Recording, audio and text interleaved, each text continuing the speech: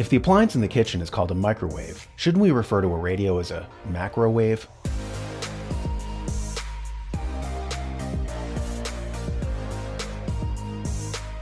Who was McGeorge Bundy? He was the ultimate insider in the post-World War II United States.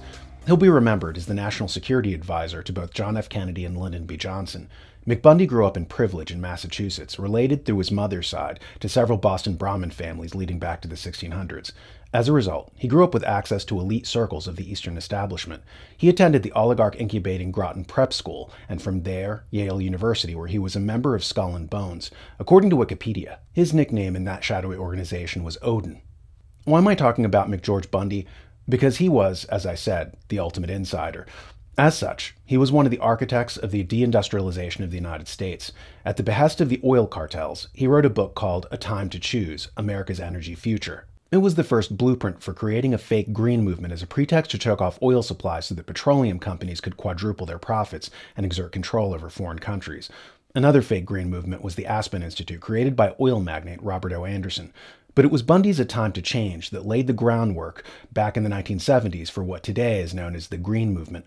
Bundy coined all the fashionable terms, like social equity, environmental responsibility, post-industrial society, and a service-based economy, etc. I remember Noam Chomsky talking about how in the 1970s a conscious decision was taken to transition America away from a productive economy to a financial economy. We would no longer make things, but would generate fake paper profits based on financial manipulation and bubbles. Bundy was one of the people laying the groundwork for that transition. Being a committed Malthusian, he made the erroneous proposition that population growth was a danger to the resources of the world. It was therefore necessary to limit growth. To do that, we had to first limit energy production and consumption. In the early 1970s, he laid out these possible paths to the year 2000. In one scenario, America would pursue the trajectory of historical growth at 3.5% per year. This would lead to the highest energy demands by the new millennium.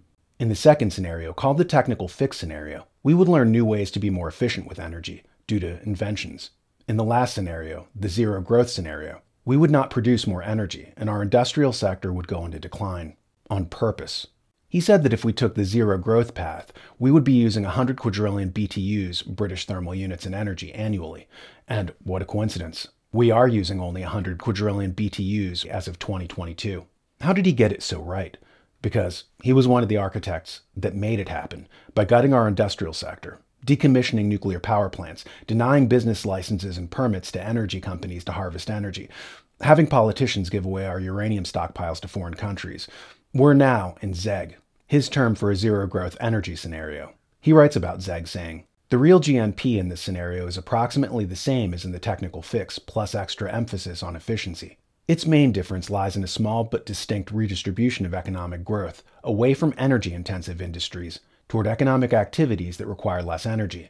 In accordance with well-established present trends, there would be slightly more employment in service jobs, teaching, selling in stores, insurance and real estate, government jobs, healthcare, public utilities, and so on than today." In other words, just as Noam Chomsky said, we would be transitioned away from a productive economy, where we made things, to a service economy, where we flipped burgers and handed out Starbucks coffee.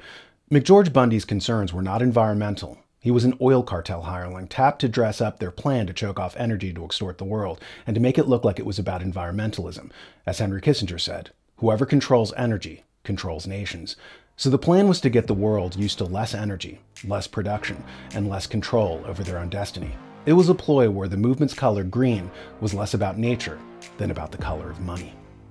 As you know, The New American has partnered with a platform called Locals recently. It's a for-pay platform where fans can help support the show for like $5.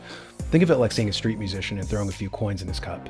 Besides, if you sign up, I can stop selling my bootleg merch, like the Daniel Natal urinal cake. That was an even worse seller than the Daniel Natal in action figure. Turns out that kids didn't exactly care to see Daniel engaging in an action as he surfs the web, or engaging in an action as he watches TV. These were not big sellers. Embarrassingly, focus groups determined that the in-action figure in particular did slightly better when rebranded as the Daniel Natal Voodoo Doll.